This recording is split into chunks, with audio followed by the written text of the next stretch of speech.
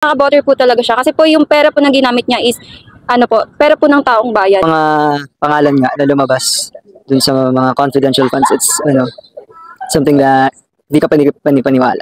Gawa lang. Gawa-gawa lang. Sino maniniwala dun na ganun mo? Sa pangalan pa lang, parang halatang ginawa lang, di ba?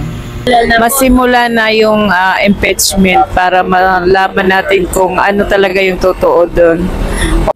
Yung thoughts ko po is masyado po siyang nakaka-bother, especially po for me as youth po ng part po ng Philippine citizen po is nabobother po ako kasi po about po dun sa mostly naririnig ko po sa mga news, sa mga article po na yung about po sa misuse ng funds po ni Sara Duterte, which is nakaka-bother po talaga siya kasi po yung pera po na ginamit niya is pera po ng taong bayan, kaya ayun po yung naano ko po sa kanya.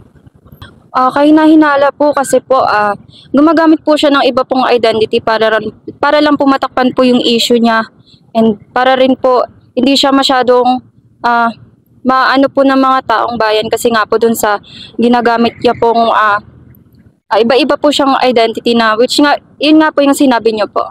Siguro po for me iwasan po natin yung pagkaganan, especially po kay VP Sara kasi hindi naman po tama na magbawaldas lang po tayo ng pera na hindi naman po sa atin. Kasi po, nakawawa po yung mga mga Pilipino kasi mostly ngayon naghihirap na po tayo kasi po this year po is napapansin ko rin po na madami po naghihirap na Pilipino dahil po doon. Especially po madami pong kurap ngayon eh. Hindi lang po si VP Sara, pero mostly po talaga. For me po kumilos na po sila as long as much as possible po kasi po hindi po ito biro and very alarming po talaga siya. Siguro po it's a crucial step po towards achieving yung tinatawag na transparency natin kasi para na nga rin kasi yung mga pangalan nga na lumabas dun sa mga confidential funds, it's something that di ka panipaniwala, and para na rin it's kailangan matuloy kasi yun nga para malaman na rin ng mga people kung saan nga ba talaga yung para saan ba talaga yung mga funds na yun. Ayun, sana po hindi na po nila patagalin pa. Yun lang para ayun nga mas matapos na yung proseso at hindi na ma-delay pa po yung kinakailangan nating malaman. Kasi unang-una sa lahat, sabi niya, gaya na sabi niya, taxes nga po natin yun, diba? And sa government, napaka-importante na magkaroon ng transparency, lalo na dun sa kung saan napupunta yung mga pinabayad natin. Okay naman po yun kasi po, ang nangyayari po, lahat naman po ng kay Sara Duterte, mali naman po yung mga ginagawa niya. Dapat po, meron po siyang presidenteng inaayunan, dapat po doon siya po sumusunod kung ano po ipababatas ng ating presidente. Kasi yung mga ginawa nilang parang rason or dahilan bakit siya pinapa-impeach. Una yung kung nabalitaan niyo po, yung sinabi niya, pag may mangyari sa akin, may kinausap na ako, nabalitaan niyo po yun. Yung parang may hiner na, ganyan. Yung pangalawa, yung confidential fund niya naman. Nung nakaraan kasi, ang mga Mary Grace Piatos, mga kamote. Sa tingin niyo, tama po ba yung ganung mga pangalan? Hindi po tama po yun. Pero napakabait po ng presidente natin. Kasi po, hindi po siya nakikinig sa mga sabi-sabi. Dahil po kasi may administrasyon po siya. Dapat niya sundin kung ano po ang dapat i-impeach o hindi po. At saka po yung nangyari po dyan sa mga ng Duterte, hindi po si President Marcos ang nagpaano at ICC po. Ngayon sinisisi nila, di ba? Kasi binabaliktad nila yung nila na si President po daw ang nagpahuli. Hindi po totoo yun kasi hindi lang po alam ng mga tao yun. So, kailangan talaga ma-educate mo. Ano ba yun? Yun nga po. Mami, dun sa proseso,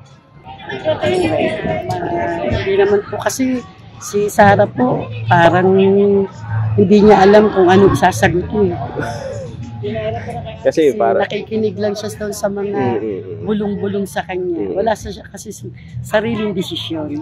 kasi need natin transparency, tapos syempre pera ng bayan 'yon. Yes. 'Di ba? Oo, tama. Dapat alam natin kung ano yung totoo. Yes. Nagasto ba ng Yun nga. Ayan ma'am, aware po ba kayo sa impeachment trial ni Vice President Sara Duterte? Oo, aware naman.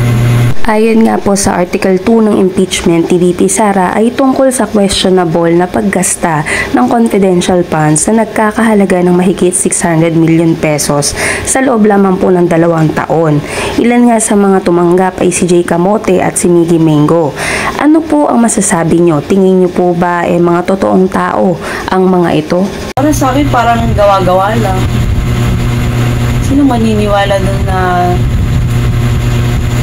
ganun yung sa pangalan pa lang, parang halatang ginawa lang, di ba?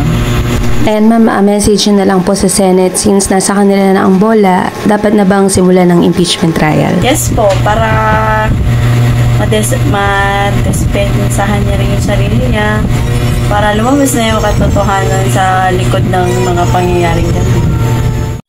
Tanong ko lang po kung aware po sila sa impeachment ni Vice President Sara Duterte. Yes po, aware ako dun. Ayan, ma'am, ang tanong ko po is a follow-up question. Regarding po sa Article 2 ng impeachment ni Vice President Sara is questionable na paggastos ng mahigit 600 million na confidential funds sa loob lamang ng 2 taon. Ilan po sa mga tumanggap ay si Jay Camote at si Miggy Mengo. Sa tingin niyo po ba mga totoong tao sila? Para sa akin, para malaman at walang haka-haka yung mga questionable na mga pangalan na yan, para sa akin, gusto ko maayos para mas masimula na yung impeachment para malaman natin kung ano talaga yung totoo doon. O sila ba ay piking mga tao o sadyang gawa-gawa lang. Ayun. So ma'am, mensahe nyo na lang po sa Senate kasi right now nasa Senado na po yung impeachment. Kailangan bang agad-agad na po bang masimulan itong impeachment ni VP Sara? Sana kung para mas mabilis matapos na yung haka-haka na yan, pwede naman pag mag-umpisa para sa akin. Ayon po sa Article 2 ng impeachment ni VP Sara ay tungkol sa questionable na paggasta ng confidential funds na nagkakahalaga ng mahigit 600 million pesos sa loob ng 2 taon lamang. Ilan sa mga tumanggap si Jay Camote at Miggy Mengo. Ano po masasabi nyo? Tingin nyo po ba ay mga totoong tao mga ito? Para sa akin, hindi ko rin masasabi na kung totoo sila o hindi. Masasabi ko lang siya pag siguro pag siya sa PSA, pag chinek yung mga kung registered po ba yung mga tao na hindi ko po masabi kung totoo sila. Last question po. Message niyo po sa Senate since nasa kanila na ang bola. Dapat na ba simulan ng impeachment? Siguro para sa akin, para malaman na rin kung ano yung totoo.